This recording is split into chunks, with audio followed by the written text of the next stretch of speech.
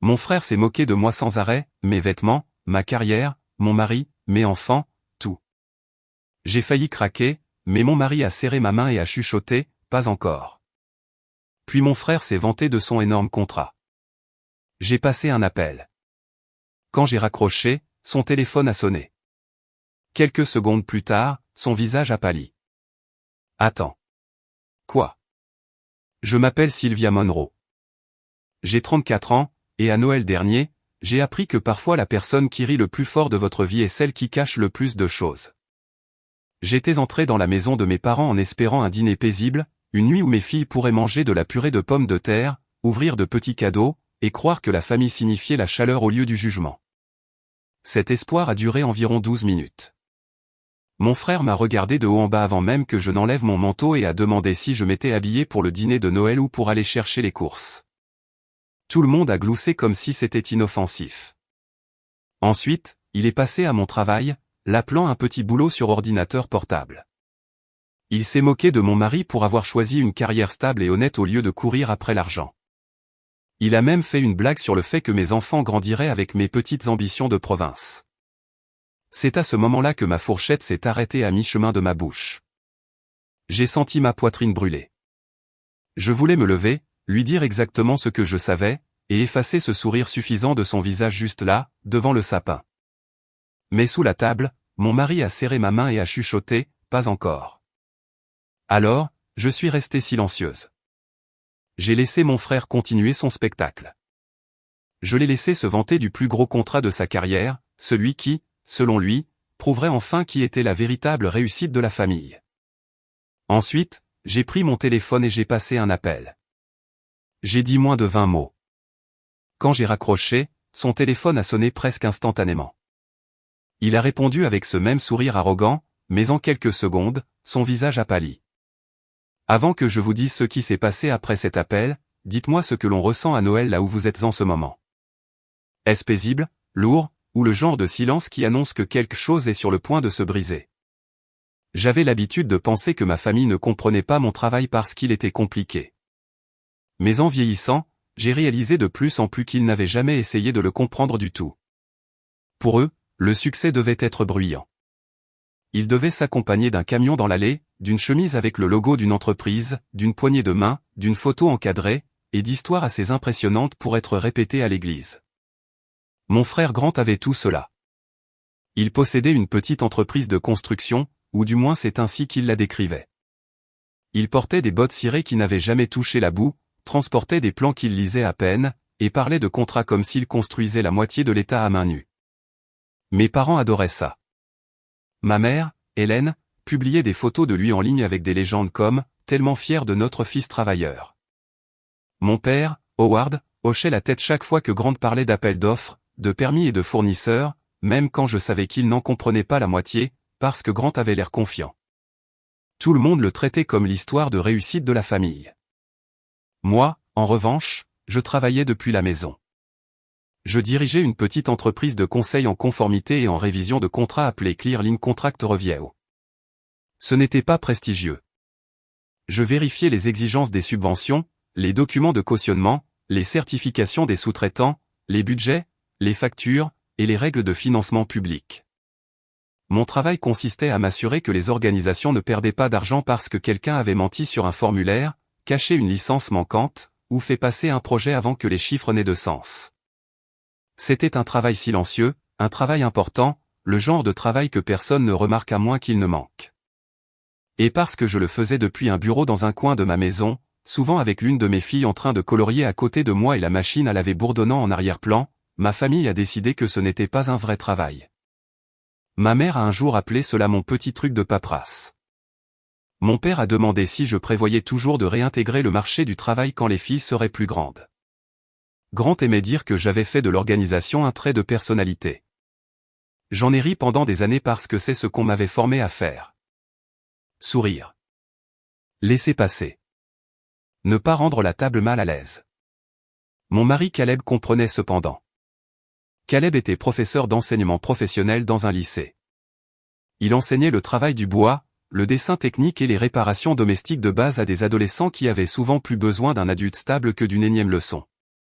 Il rentrait à la maison avec de la sueur sur les manches et de la patience dans la voix. Il n'avait pas besoin d'applaudissements.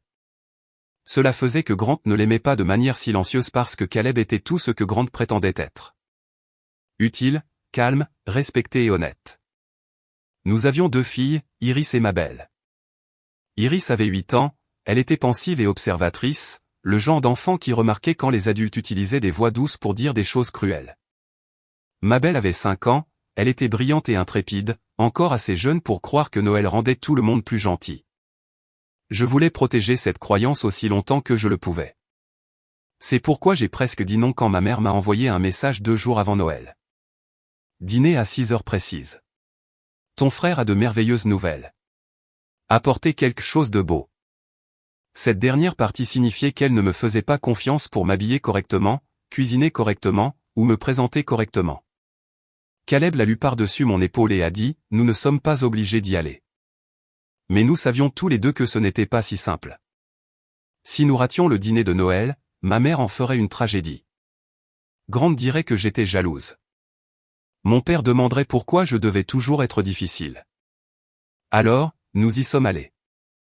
Avant de partir, Caleb m'a trouvé dans le couloir tenant 2 pulls, essayant de choisir celui qui susciterait le moins de commentaires. Il les a pris tous les 2 de mes mains, les a raccrochés, et m'a tendu le pull vert doux que j'aimais vraiment.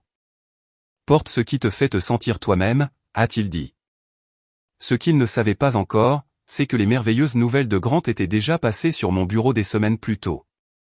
Un projet de rénovation communautaire appelé Ridgewater Civic Center avait été signalé pour un examen supplémentaire par une fiducie privée. J'avais vu l'entreprise de Grant dans le dossier, Monroe Buildwork. J'avais aussi vu des incohérences qui m'avaient fait l'effet d'un coup de poing dans le ventre, une lettre de cautionnement expirée, une certification de sous-traitant qui semblait copier d'un autre projet. Des estimations de matériaux gonflées juste assez pour paraître de l'ambition au lieu de la fraude. Je n'avais pas voulu y croire. J'ai signalé le lien de parenté, je me suis retiré de l'approbation finale, et j'ai envoyé mes inquiétudes à la directrice de la conformité de la fiducie. Ensuite, j'ai attendu. Je n'avais raconté à Caleb que la version la plus globale, car j'avais besoin qu'une personne dans cette maison de Noël sache pourquoi je pourrais avoir à garder le silence jusqu'au bon moment. Quand nous nous sommes garés dans l'allée de mes parents, les fenêtres brillaient d'une lumière dorée, la couronne était parfaitement centrée, et l'énorme camion de Grant était garé sur 2 places, comme si même le trottoir devait lui faire de la place. Caleb a coupé le moteur et m'a regardé. « Souviens-toi, a-t-il dit doucement. Tu ne dois de représentation à personne. » J'ai hoché la tête.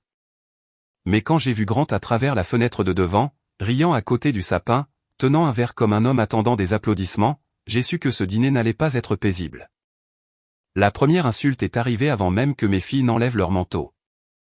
Ma mère a ouvert la porte avec le genre de sourire qu'elle utilisait quand elle voulait une photo avant que quelqu'un ne gâche l'image. Elle a serré les filles dans ses bras, a embrassé Caleb sur la joue, et m'a regardé de la tête aux pieds. « Oh, Sylvia » a-t-elle dit. Ce pull a l'air très confortable. Confortable était son mot préféré quand elle voulait dire décevant. J'ai souri quand même et je lui ai tendu la tarte que nous avions apportée. Elle y a jeté un coup d'œil et a dit, pâte du commerce. Garniture faite maison, ai-je répondu. Elle a émis un petit son comme si c'était presque acceptable. Depuis le salon, Grant s'est exclamé, eh bien, regardez qui est là. La reine du télétravail en personne. Il se tenait près de la cheminée dans un pull à col zippé bleu marine, les manches retroussées, la montre brillante, les dents trop blanches. Il a levé son verre vers moi. Je commençais à m'inquiéter que tu aies une réunion Zoom avec la buanderie. Mon père a gloussé depuis son fauteuil. Ma mère a eu un rire qui faisait semblant de ne pas en être un. J'ai senti Iris se rapprocher de moi. Caleb a posé une main sur son épaule. Joyeux Noël, Grant, ai-je dit. Il s'est adossé en souriant d'un air suffisant. C'est tout?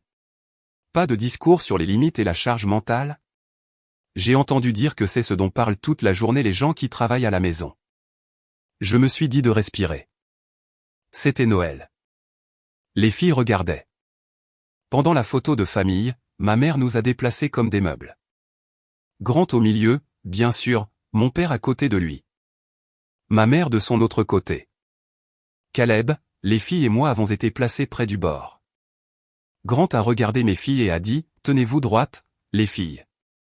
Vous ne voulez pas hériter de la posture sans énergie de votre mère. Iris a regardé ses chaussures. Mabel a froncé les sourcils parce qu'elle ne comprenait pas pourquoi les adultes riaient quand quelque chose semblait méchant.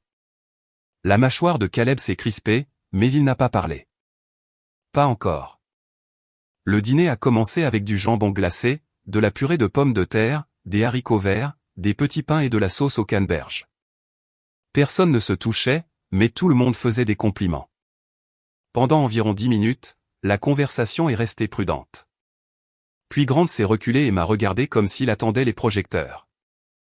Alors, Sylvia, comment vont les affaires? Tu corriges toujours les devoirs des autres pour de l'argent? Caleb a posé sa fourchette lentement. J'ai répondu, les affaires sont stables. Grant a souri. Stable. C'est un mot poli.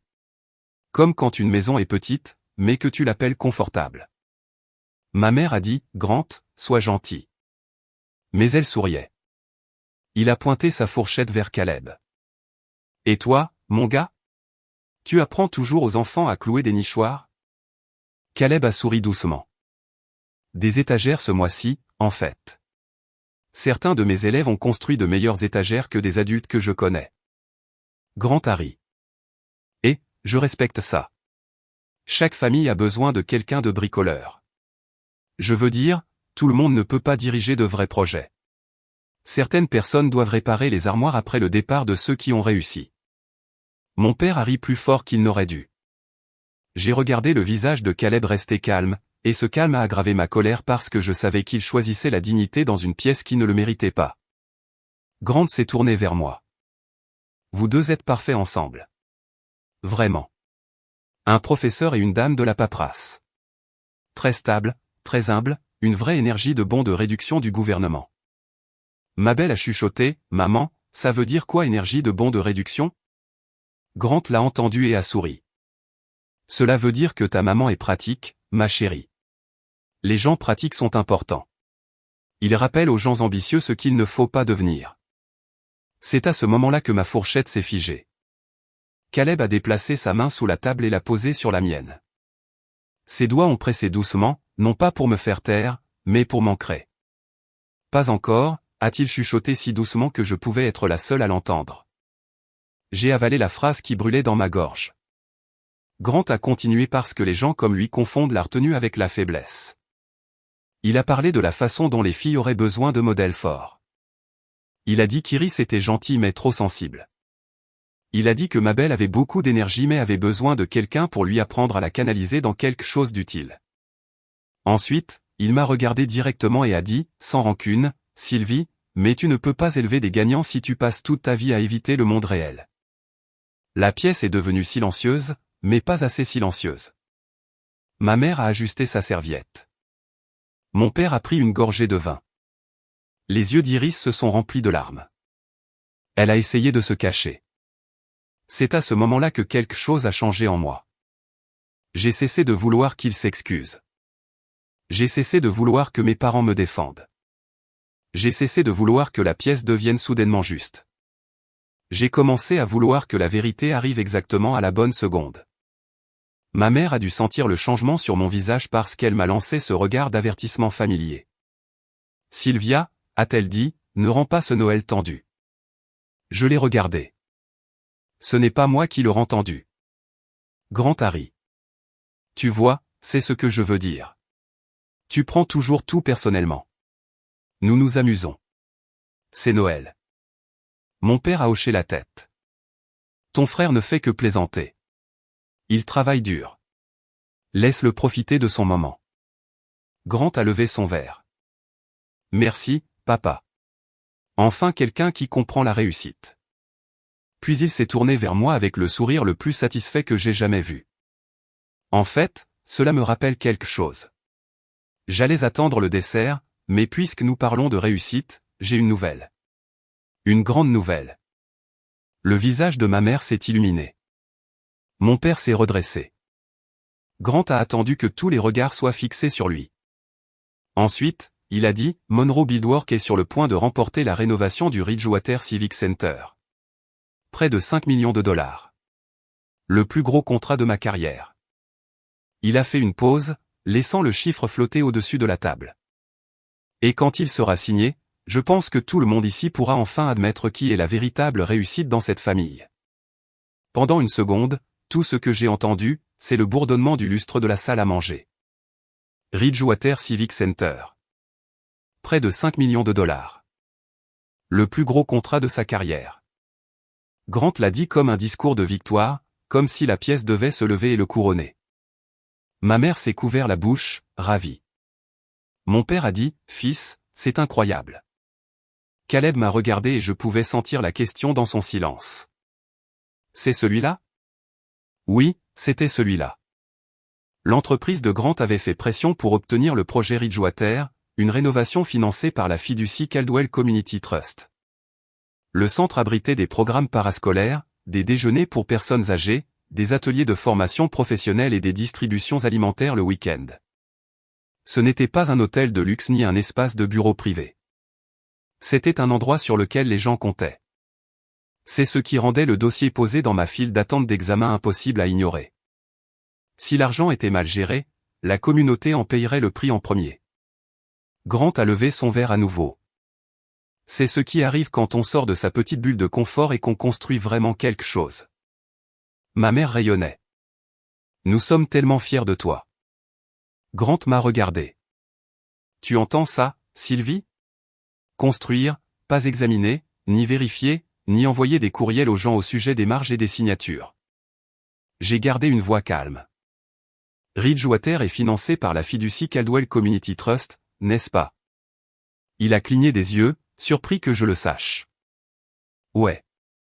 Une grande fiducie, des gens sérieux. J'ai hoché la tête.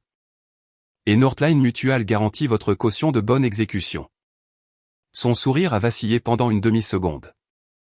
J'ai vu le calcul dans ses yeux. Puis l'ego l'a emporté. C'est exact. Nous avons tout préparé. J'ai demandé, Greenroot Electrical est toujours votre sous-traitant certifié. Grant a reniflé. Regarde-toi essayer de parler affaires. Oui, Greenroot est sur la liste. Toutes les cases sont cochées. C'est tout ce qui vous intéresse, vous les gens comme toi, n'est-ce pas ? Des cases. Mon père a légèrement froncé les sourcils, mais Grant s'amusait trop pour le remarquer. J'ai dit, tu es sûr de cela ? Il a écarté les mains. Sylvia, je sais que tu penses que la paperasse est le centre du monde, mais dans la construction, les choses bougent. Les certifications, les cautions, les sous-traitants, les chiffres, tout cela fait partie du jeu. Les gens comme toi ralentissent les progrès parce qu'un document n'a pas encore été mis à jour. Ma mère a eu un petit rire nerveux. Ce n'est peut-être pas une conversation de dîner. Grant l'a ignoré. Non, c'est bien qu'elle entende cela. Le monde réel n'est pas aussi ordonné que ses feuilles de calcul. J'ai regardé Caleb. Ses yeux ont croisé les miens. Cette fois, il n'a pas dit « pas encore ». Il a fait un petit signe de tête. Le moment était arrivé parce que Grant venait de confirmer les deux problèmes précis que la fiducie attendait de résoudre. Northline Mutual ne garantissait pas actuellement la totalité de la caution et la certification de Greenroot Electrical avait expiré des mois plus tôt. Pire encore, quelqu'un avait soumis à nouveau l'ancien certificat comme s'il était valide. J'ai tendu la main vers mon téléphone. La voix de ma mère est devenue tranchante. « Sylvia, qu'est-ce que tu fais ?» J'ai regardé Grant. La partie de mon travail dont il n'arrête pas de se moquer. Grant a ri une fois, mais cela sonnait plus faible maintenant. « Qu'est-ce que tu vas faire ? Me chercher sur Google pendant le dîner ? » J'ai déverrouillé mon téléphone, j'ai ouvert mes contacts et j'ai appuyé sur le numéro de Denise Caldwell, la directrice de la conformité de la fiducie. Elle a répondu à la deuxième sonnerie. « Denise, c'est Sylvia Monroe.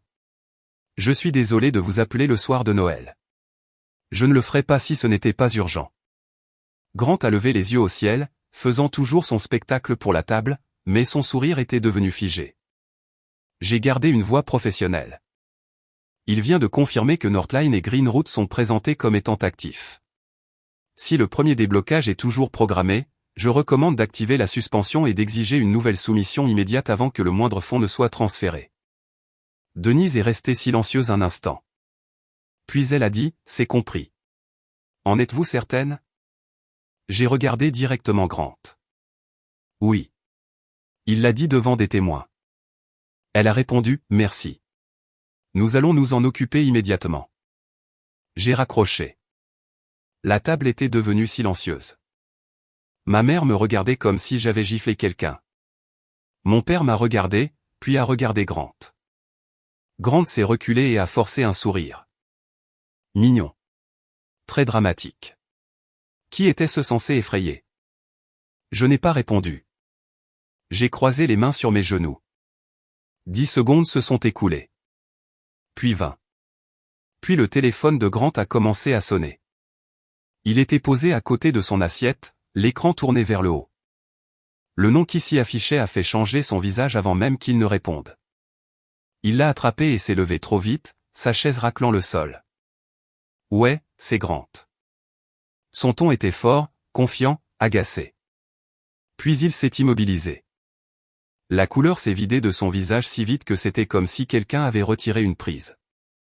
Il s'est détourné, mais la pièce était trop silencieuse pour avoir de l'intimité. Comment ça, un examen immédiat?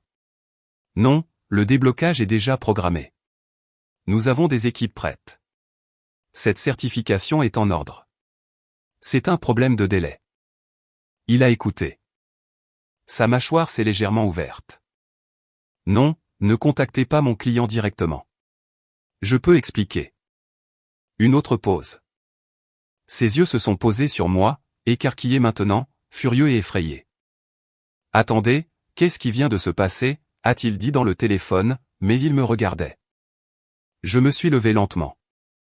Rien ne s'est passé, Grant. Le système a finalement fonctionné.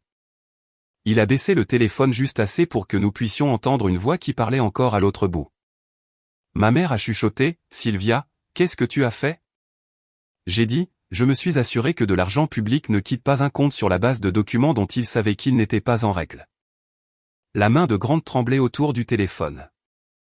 Le même homme qui avait passé tout le dîner à rire de ma vie avait soudain l'air de ne plus se souvenir de la façon de se tenir debout.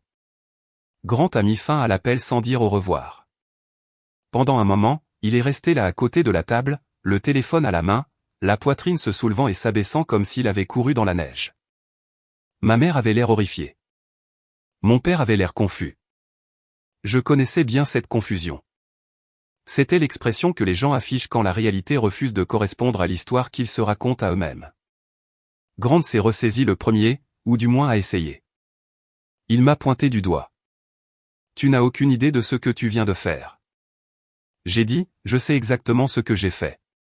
Tu m'as saboté à Noël devant nos parents, devant mes nièces. Caleb s'est levé. Sa voix était calme, mais il y avait de l'acier dedans. Ne mêle pas les filles à cela après ce que tu as dit d'elles ce soir. Grant a craqué. Reste en dehors de ça, le professeur d'atelier. J'ai vu Iris tressaillir depuis l'encadrement de la porte. Elle et Mabel étaient revenues du salon, attirées par les voix qui s'élevaient. C'était assez. Je me suis tourné vers Caleb et j'ai dit, peux-tu les emmener à l'étage pendant quelques minutes? Il a hoché la tête immédiatement. Iris m'a regardé avec des yeux inquiets. Maman. Je me suis agenouillé à côté d'elle et j'ai touché sa joue. Tout va bien. Parfois, les adultes doivent dire la vérité, même quand d'autres adultes n'aiment pas l'entendre. Caleb a emmené les deux filles à l'étage. Quand le bruit de leurs pas a disparu, je me suis retourné vers la table. Grant faisait les 100 pas maintenant. Ma mère avait une main pressée contre son collier. Mon père m'a regardé avec la première véritable attention qu'il m'avait accordée de toute la soirée. J'ai dit, j'ai été engagé pour examiner le dossier de rénovation du Ridgewater Civic Center il y a 3 semaines. J'ai signalé le lien de parenté dès que j'ai vu Monroe Buildworks sur la liste. Je me suis retiré de l'approbation finale, mais avant de le faire, j'ai signalé 3 problèmes. Grant a ri durement. Oh, c'est parti. La petite reine de la paperasse fait un discours. Je l'ai ignoré. Premièrement, la caution de bonne exécution figurant dans le dossier n'était pas active pour le montant indiqué. Deuxièmement, Greenroot Electrical a été soumis en tant que sous-traitant certifié, mais leur certification a expiré il y a des mois. Troisièmement, plusieurs estimations de matériaux ont été gonflées au-delà des variations normales du marché, et les factures justificatives ne correspondaient pas au dossier des fournisseurs. Mon père a dit lentement, Grant. Grant a levé les bras au ciel. C'est comme ça que les projets fonctionnent. Les chiffres changent. La paperasse se met à jour. Sylvia ne connaît rien à la construction. J'ai dit, je n'ai pas besoin de couler du béton pour reconnaître un faux document. Son visage s'est durci. Tu fais sonner ça comme un crime. J'ai dit, je fais sonner ça avec exactitude. Ma mère a fini par parler. C'est peut-être juste un malentendu. Peut-être que son bureau a envoyé la mauvaise version. Sa voix était suppliante, pas envers moi, mais envers l'image de Grant qu'elle essayait de maintenir en vie. Je l'ai regardée avec douceur, même si je ne me sentais pas douce. Une date erronée est une erreur. Une signature manquante est une erreur. Un modèle de documents expirés, de chiffres gonflés et de pression pour débloquer les fonds avant le nouvel an n'est pas une erreur. Grant a frappé du poing sur la table. Tu as toujours détesté que je réussisse mieux que toi. C'est de ça qu'il s'agit. Tu ne pouvais pas supporter une seule soirée où tout le monde était fier de moi. J'ai presque ri parce que l'accusation était si familière. Les gens comme Grant pensent toujours que la responsabilisation est de la jalousie déguisée. J'ai dit, tu as passé tout ce dîner à te moquer de ma carrière, de mon mari et de mes enfants. Je n'ai pas appelé Denise à cause de cela. Je l'ai appelé parce que tu as confirmé devant tout le monde que les documents exacts en cours d'examen étaient toujours présentés comme valides. La bouche de Grant s'est ouverte, mais aucun mot n'en est sorti. J'ai plongé la main dans mon sac et j'ai sorti un dossier. Je n'avais pas prévu de l'utiliser ce soir-là, mais quelque chose en moi savait que Grant ne résisterait pas à l'envie de se vanter. J'ai posé 3 pages sur la table. La première était la lettre de caution avec le montant de la couverture surlignée. La deuxième était la certification expirée de Greenroot. La troisième était une chaîne de courriel où le coordinateur de projet de Grant écrivait « Nous devrions attendre la certification mise à jour avant la demande de déblocage. » Et Grant avait répondu « Envoyez ce que nous avons. Nous pourrons nettoyer ça une fois les fonds compensés. » Ma mère a détourné le regard après avoir lu cette ligne. Mon père a pris la page et l'a lu 2 fois. Sa main tremblait légèrement. Grant a dit, c'est sorti de son contexte. J'ai demandé, quel est le contexte qui rend cela honnête? Il m'a dévisagé pour la première fois de la soirée. Il n'avait aucune blague prête, aucune insulte, aucun rire bruyant pour remplir l'espace. La voix de mon père est sortie basse. Grant, est-ce vrai? Grant s'est tourné vers lui. Papa, allez. Tu sais comment sont les affaires. Mon père a dit, ce n'est pas une réponse. Grant a regardé ma mère, mais elle ne l'a pas secourue. Elle continuait à fixer la nappe comme si elle venait de remarquer une tache qui avait toujours été là. Les lumières du sapin de Noël clignotaient doucement derrière nous, joyeuses et absurdes. J'ai réalisé alors que ma colère avait changé de forme. Elle n'était plus brûlante. Elle était claire. Je n'essayais pas d'humilier Grant. Il s'en était chargé lui-même. Je m'assurais que personne dans cette pièce ne puisse prétendre ne pas avoir vu la vérité. Grant a chuchoté. Tu as tout gâché. J'ai dit, non, je t'ai empêché de gâcher quelque chose qui appartenait à des gens qui te faisaient confiance. Mon père s'est adossé. Les yeux de ma mère se sont remplis de larmes, bien que je ne sois pas sûr si elles étaient pour moi, pour Grant, ou pour la photo de famille qui se fissurait entre ses mains. Grant a attrapé son manteau. Il m'a regardé une dernière fois, la haine brûlant à travers son embarras. Tu vas le regretter. J'ai secoué la tête. J'ai regretté d'être restée silencieuse pendant des années. J'en ai fini avec ça. Nous sommes partis avant le dessert. Ma mère nous a suivis jusqu'à la porte d'entrée, se tordant les mains, prononçant mon nom comme si elle voulait que je répare quelque chose sans demander à Grant d'admettre qu'il l'avait cassé. Sylvia, s'il te plaît. C'est Noël. J'ai aidé ma belle à enfiler son manteau. Je sais quel jour on est, maman. C'est pourquoi je ramène mes enfants à la maison avant qu'elles n'apprennent que la famille signifie s'asseoir poliment pendant que quelqu'un vous humilie. Elle a tressailli comme si j'avais haussé le ton, mais je ne l'avais pas fait. Cela a rendu les choses encore pires pour elle. Caleb a porté les restes de la tarte parce que même au milieu d'un effondrement familial, il était le genre d'homme à se souvenir que nous avions apporté un plat. Iris était silencieuse dans la voiture. Mabel s'est endormie avant que nous n'atteignions le bout de la rue, sa joue pressée contre son renne en peluche. Pendant plusieurs minutes, seul le chauffage et les pneus sur la chaussée humide faisaient du bruit. Puis Iris a demandé, est-ce que l'oncle Grant était méchant parce qu'il avait peur? Je me suis retourné vers elle dans la faible lueur du tableau de bord.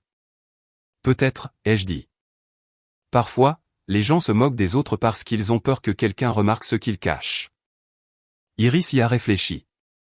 Mais ça ne rend pas les choses acceptables. Non, ma chérie, ça ne les rend pas acceptables. Caleb a tendu la main et a pris la mienne. Cette fois, il n'y a pas eu de pas encore. Il n'y avait que maintenant.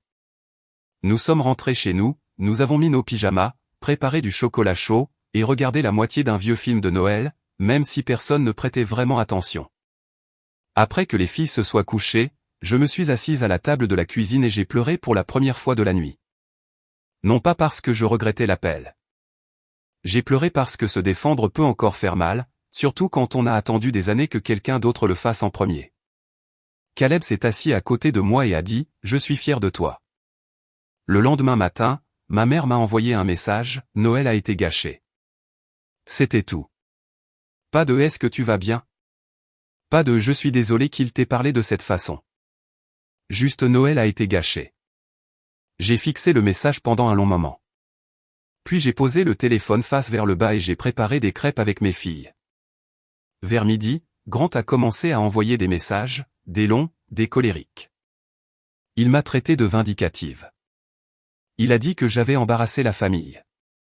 Il a dit que j'avais détruit sa réputation parce que je ne pouvais pas supporter quelques blagues. Je n'ai pas répondu avant le 3e message. Puis j'ai écrit une seule phrase. Je n'ai pas détruit ton nom. Je t'ai empêché de l'utiliser pour blesser d'autres personnes. Après cela, je l'ai mis en sourdine. Au cours de la semaine suivante, la vérité a circulé plus vite que les ragots familiaux n'ont pu la déformer. La fiducie Caldwell Community Trust a placé le projet Ridgewater sous examen formel. Le premier paiement a été gelé. Northline Mutual a confirmé qu'il n'avait pas approuvé le montant de la caution indiquée dans le dossier d'appel d'offres. Green Route Electrical a publié une déclaration disant qu'il n'était actuellement pas certifié pour ce type de travaux de rénovation publique et qu'il n'avait pas autorisé le document soumis. Un auditeur indépendant a été assigné. Le plus gros fournisseur de Grant a resserré ses conditions de crédit. 2 sous-traitants se sont retirés. Monroe Buildwork ne s'est pas effondré du jour au lendemain, mais elle a commencé à saigner au moment où l'illusion s'est brisée. Mon père a appelé 3 jours après Noël. J'ai failli ne pas répondre. Quand je l'ai fait, aucun de nous n'a parlé pendant quelques secondes. Finalement, il a dit, ta mère est contrariée. J'ai dit, je sais. Il a soupiré. Grant a beaucoup de problèmes. J'ai dit, je le sais aussi. Une autre pause. Puis il a dit quelque chose que je n'avais jamais entendu de sa part auparavant. Avons-nous raté quelque chose avec toi? J'ai regardé à travers la cuisine Iris et Mabel construire une maison en pain d'épices de travers avec Caleb. J'ai repensé à chaque dîner où l'on m'avait dit de prendre ça comme une blague. Chaque accomplissement atténué pour que Grant puisse briller davantage. Chaque moment que j'avais ravalé parce que la paix comptait plus que moi. Oui, ai-je dit. Vous avez raté beaucoup de choses. Mon père a inspiré lentement. Il ne s'est pas excusé.